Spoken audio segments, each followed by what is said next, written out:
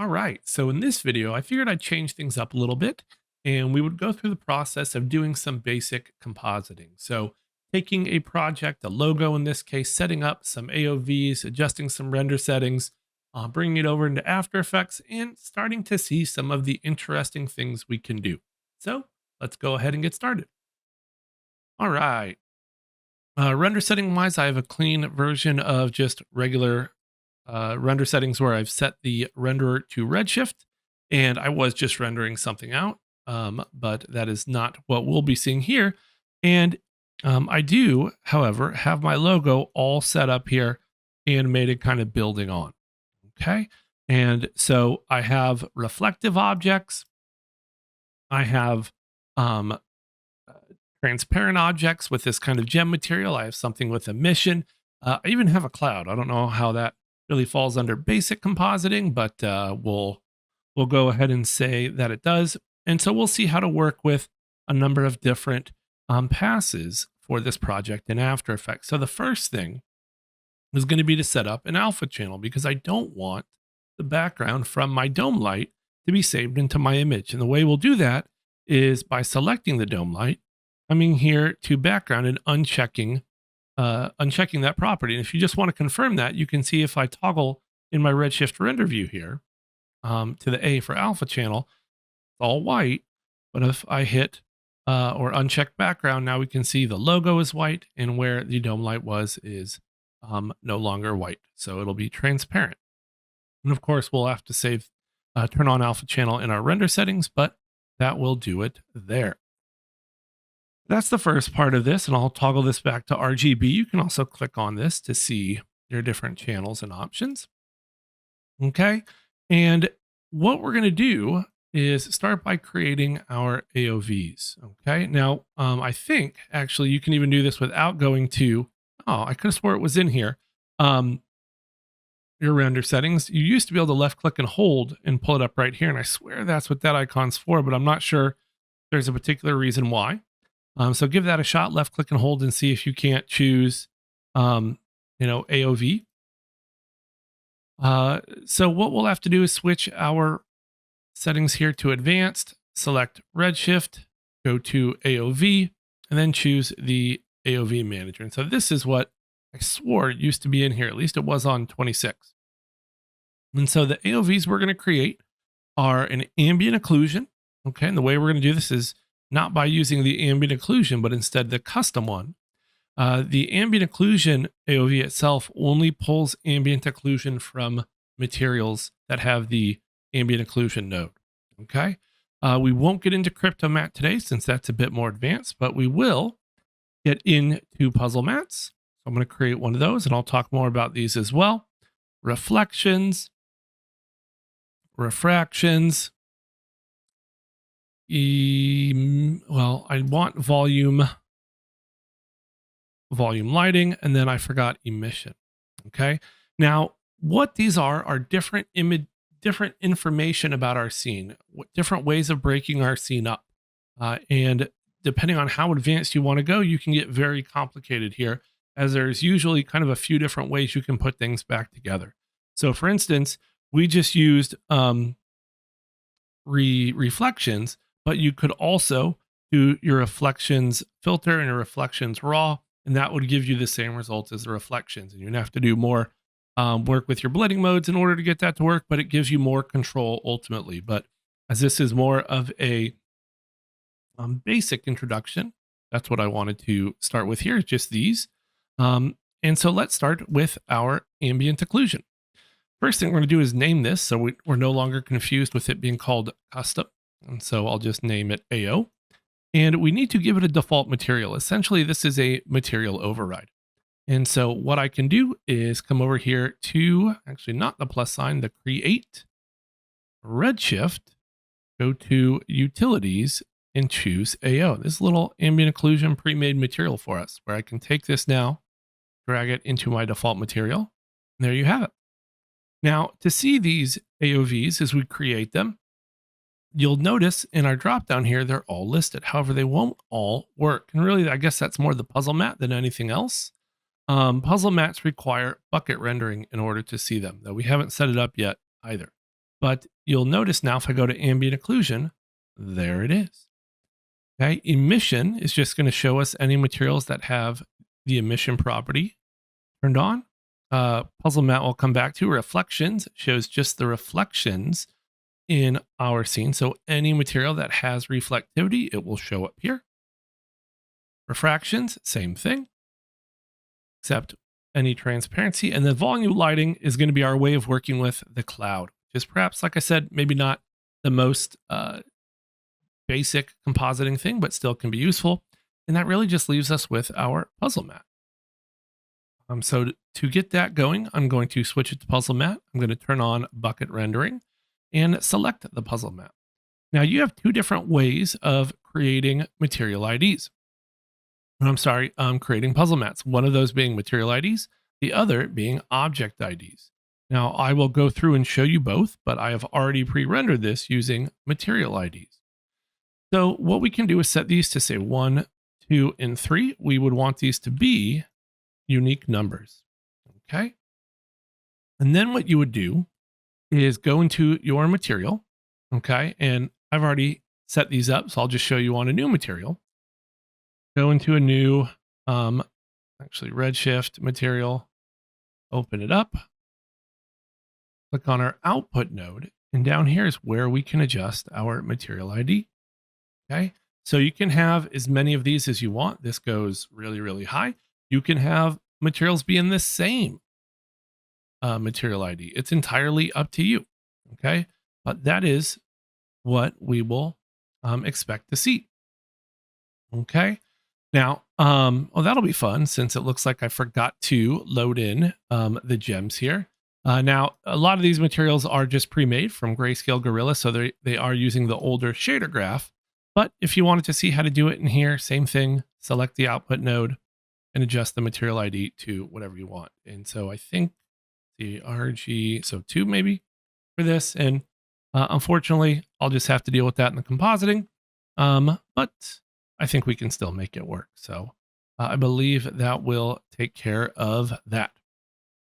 So that would be if we were using material IDs. Object IDs allow us to do the same type of thing, but with the Redshift object tag. So if you select the object tag, go to object ID, you can do the same thing right in here. Check override, set the object ID. Now, you can have as many puzzle mats as you want. You can have some be object ID, others be material ID, and you could even have the same numbers as long as the mode is different here. So if I did have one that was object ID, it too could be 1, 2, 3, just like this one is set to 1, 2, 3. So that is really kind of the setup for our AOVs. And like I said, the whole point of this is just to give us some flexibility, some control. The possibilities are really up to us when it gets into After Effects in terms of what we want to do with these. And so the more you do this, the more you'll have a better idea of what is possible. Okay. The last thing I'm going to want to do is get this ready to render. So I would come over here to output, set my width and height to, something like 1920 by 1080 or whatever it is you want. Frame range, obviously, whatever you want to set there. Save settings. So this I would call beauty underscore. Tell this where to save. Would switch the format to whatever you want. I personally prefer PNGs, but it can be, TIFFs. Even if you like higher resolution or higher fidelity images, OpenEXRs are a really nice format for when you want to use more bit depth. And we need to come in here and turn on alpha channels. So that will kind of make sure we save out that transparency.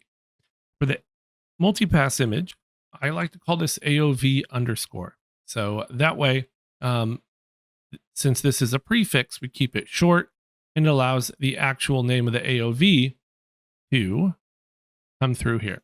Okay. And I think that's it for save. Yep. I like to use PNGs here as well. And the last thing I'll mention, and I'm not really going to get too much into the render settings here, but a couple of things I like to point out. Even if you're using the basic mode here and using the bucket quality presets, you can twirl this down and make some finer adjustments. So instead of, 0.01, maybe I don't want to go all the way to 0.005. I could put this to something in between, like 0.003. Okay, and that'll give me a little bit more, um, quality than medium, but not quite as much as high. And hopefully the render time won't go up as much either. If I wanted any denoising or motion blur, probably should have turned on motion blur for this. We can do so here. And then if you are using a graphics card that has RTX or ray tracing, that can help with your render times as well. So that is pretty much all the setup, all the Cinema 4D related stuff. So let's dive into After Effects now and start bringing this together. And I am going to be using a lot of my, or the Red Giant plugins. They're not mine because I have them, though I'll try to do a lot of the basic setup without this. And so what I'm doing now is coming through and one by one importing these to these sequences in here. So I brought in my AO, my emission. It's like I forgot one. No, puzzle mat. And you'll see that there's a number at the end of those. And that number comes from how we set those up in our AOV manager. And so if mine are a bit confusing, I apologize. I did have to re-render something. That's probably why I'm not going to have a number 2 sequence here, but I will have, 2 number 1s. So just keep that in mind. Right. So I think my beauty pass, and that will do it. That's exactly how I like to start, by taking my beauty pass and dragging this onto the new composition icon. Since my transparency grid is turned on here, we can see that background come through, and here's our animation. And as we're setting this up, it usually helps to be towards the end or when as many of the different elements are on screen as possible. From there, I'm going to take my puzzle mat, place this down here. And I don't think I've actually ever talked about what a puzzle mat is for. A puzzle mat allows us to separate different parts of our image based on these colors. Okay, so I'm going to be able to pull out this red part, this green part, this blue part, and apply unique effects to them. Okay. Now, the more of these we have, the more layers we have, the more unique effects we can have as well. But what we can do is turn the puzzle mat off. It can actually be hidden. And then on the beauty pass, I will add from the channel menu, set mat. And all I need to do here is from the take mat, tell it to choose the puzzle mat. That's where I want it to grab from, and then go with whatever color channel I want. In this case, red. That's my text. Once I've done that, I will duplicate it, change the color here to the next one down, which is green. So this is, we'll call this background shape, even though it does have the cloud in there as well. Don't worry about that for right now. And lastly, blue is our lightning bolt. Okay, and I'm going to put that on top. All right, and then one last copy of my beauty pass to fill in anything I don't have a puzzle mat for, as we rarely need a puzzle mat for everything. So I'll call this diamonds. Okay, so all of our layers are set up now. From here, we can take our ambient occlusion and place this on top. Okay, now you may notice ambient occlusion does not extend all the way. And in this case, that's actually not a terrible thing, because it allowed me to render fewer frames. Because essentially this animation stops at around 90. There's no point in rendering them. Just like really, there was no point in rendering the first 15 frames as well. But all I need to do is come over here and go to time and just do freeze on last frame. And that will take care of that for me. Okay, so it's essentially just using a time remap to do this. But that way, I don't have to worry about. That's really interesting, the cloud kind of coming through like that, or whatever that is. But I don't have to worry about those extra frames. Now with our AO pass, we want to put that in multiply. And this is going to add a lot of contrast here, as you're seeing. Too much. And honestly, I don't use the AO pass as much as I used to, especially with something like Redshift, because it gives us such a higher quality render than the standard or physical, but it's still nice to have for me. One thing I did forgot to mention is this doesn't have our alpha channel saved into it. What we can do is use that set matte effect, have it grab from really any one of our beauty passes here, and just make sure it's using the alpha. And it will apply that alpha to our ambient occlusion. I'll probably set this to say 25%. Okay, so the ambient occlusion is just going to add some contact shadows, some contrast, and I think that looks pretty good. Okay. Emission, really the same as the lightning bolt here, but I'll go ahead and add this. And this is actually going to go above the ambient occlusion and then add. Okay, and we can see it's a bit too much as well. It does make this look brighter, like it's emitting a little bit of light. And, once again, I can adjust this as necessary. If I need that alpha, okay, well, I can grab that as well. I could also just apply the puzzle mat to it. So copy the puzzle mat effect, right? Paste it on my emission, and there we go. Now I have some control over this. Okay, and notice what the ambient occlusion is doing to that arrow. It's really, well, I guess maybe not as much as I thought, but just dialing it back. But it's nice that we can now punch it back up, make it look brighter, more intense. Right? We could use this to make it glow, which is probably what we'll do here very shortly. Let's see. We then have our reflections. And these can be either above or beneath the AO. Typically, I would place them above just because I'm trying to, once again, just kind of add more contrast. And the ambient occlusion is going to darken, and this is going to lighten things. So what I can do here is put this into add. And this, once again, just punches things up. And perhaps it's a bit hard to see until I grab that set matte effect and apply it to my reflections. Now we can see how it's really just punching things up, adding more contrast and brightness, really liking how it's illuminating back there a bit more. Once again, maybe it's the ambient occlusion killing that. Maybe it's just, was the image. Okay. Same thing with refractions. Same kind of principle, same idea. Do I want to use it to kind of punch things up? I really like what it's doing. Obviously, I need that same set matte effect. And that may be a bit too much, right? Since kind of we're seeing too bright. The kind of bronze material we're seeing through there. So maybe I'll just lower that to say 50. That can help punch that up. And the volume lighting is our cloud. Okay. Now this is where things get, like I've said, a little bit more advanced. So I'm going to put this above the background shape. And if you look, it really is just the cloud. But we don't want the black values here. We just want the cloud values. So what I'm going to do is duplicate this. And I'm going to have to name these. Okay. So this is going to be cloud matte. And this will be cloud. And what I'm going to do is use the cloud matte as a track matte. So Luma matte. There we go. There's our cloud. Now, what we may want to do, okay, is to adjust the levels on this so that we get a little bit more of it. All right. But we'll see that and maybe come back to that here shortly. But I want that matte hidden. But now if when we change the color of this here shortly, we might be able to, we'll see what that looks like.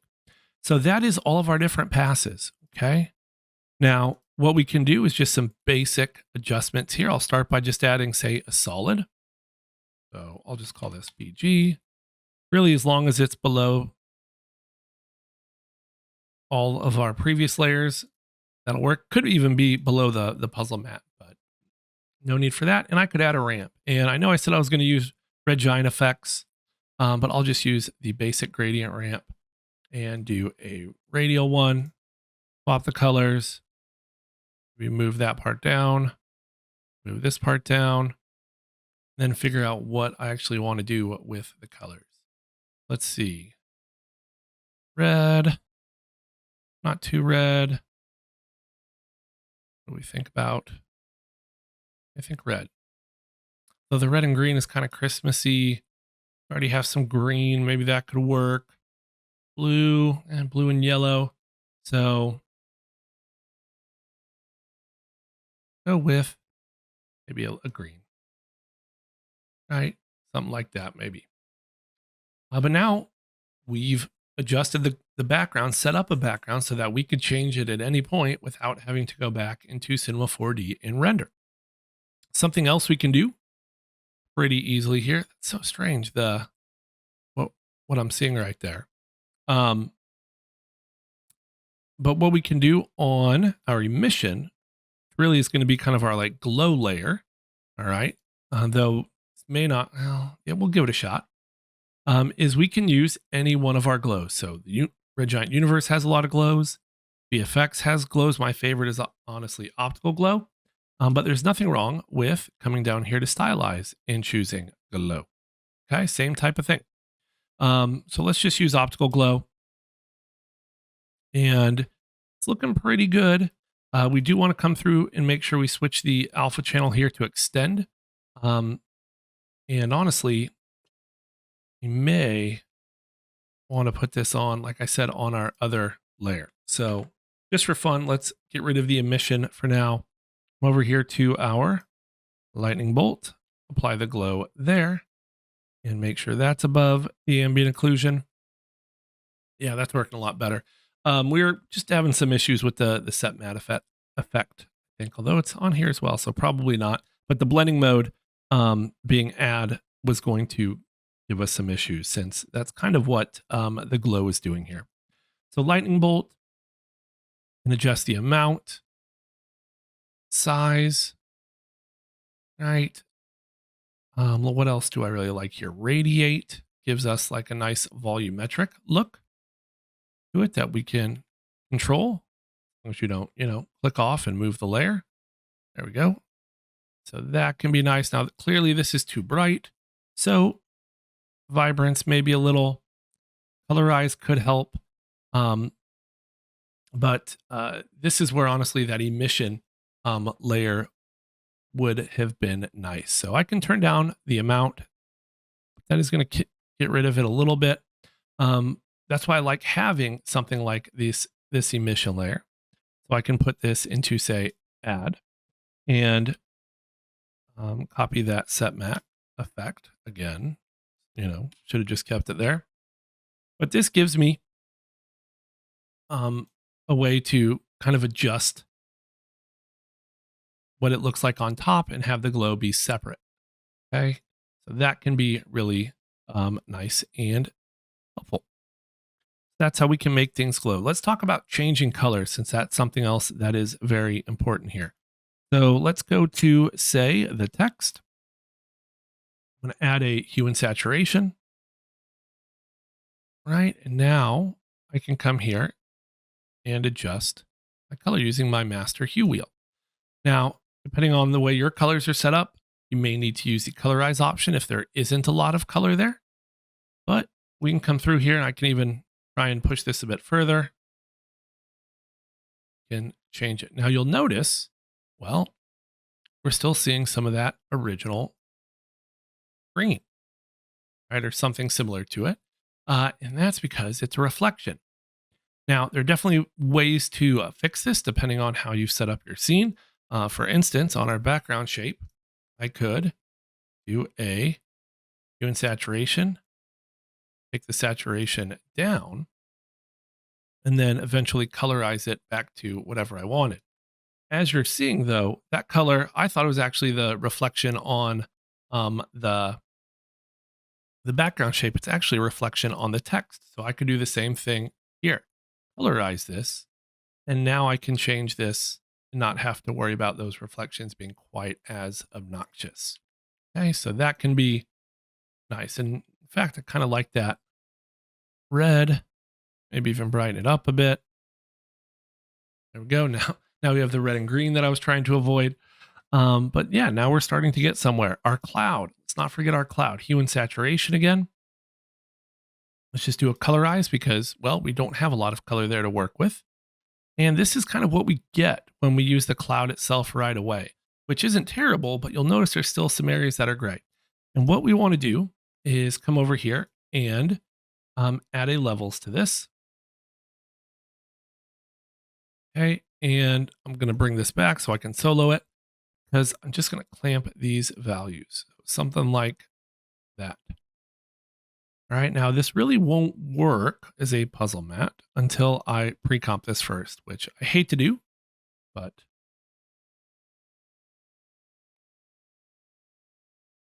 right there we go. And we wanted the levels to be inside of it. So I'll pre-compose again and make sure I tell it to move all attributes into the new composition. There we go. Perfect. Get rid of this. Now that color should be a lot more solid. And if it isn't, come in here and oops, lock this. And you can see as we clamp this, we get more and more of that color. So we do have the ability to come in and change the color of the cloud, do whatever we want to it. Now, I really wouldn't want it that saturated, but you know, that's looking pretty interesting, or at least giving us the flexibility we would want there. All right. Now, if you're not going to use that, using the levels to cut out the cloud does give us some problems. So we do want to be a bit careful of that. But once again, just about trying to show you some of the possibilities here. And then what I'll do, one last thing, a little bit of stylization / color correction would help if I could spell. Maybe I got it, maybe I didn't. My favorite for that is Magic Bullet Looks. Now, if you do have the Max on One subscription, or you know you pay for the Red Giant stuff, this is one of my favorite ways to stylize this. Definitely makes things a little bit more um, uh, film like, cinematic, if you will. I personally like the indie selection of effects here, but you have Blockbuster Cool, you have Blockbuster Warm, you name it. There's, you know, plenty of different places to start here. And what I like about these is that they are just that, places to start. You can see the individual effects that make them up, and you can come in and adjust these however you want. So if you don't like this vignette, turn it off, make adjustments to it, work with its controls, move on to the next thing. Okay. You also have other effects you can add. And so there's really a lot of different ways you can go with this. All right. So I just added shutter streak. Let's turn that down just a bit. Maybe a little bit's okay. Something like that. And there we go. Okay. And this, like I said, is just scratching the surface with what we can do with our Red Giant plugins. One last thing I'll do, just like on this background, is try to add a different background using particular, if I can find it. It's under trap code. There we go. So they have a lot of pre-made backgrounds in here that can be a really nice way to just kind of finish off something like this without having to spend a lot of time on it. You can see that it can take a little bit of time to start up, but it should be pretty good once we get going in here. So interestingly, got rid of the full layer. I'm going to set this to black though, just in case. Come over here to the designer. It'll pop up a separate window, just like Magic Bullet Looks.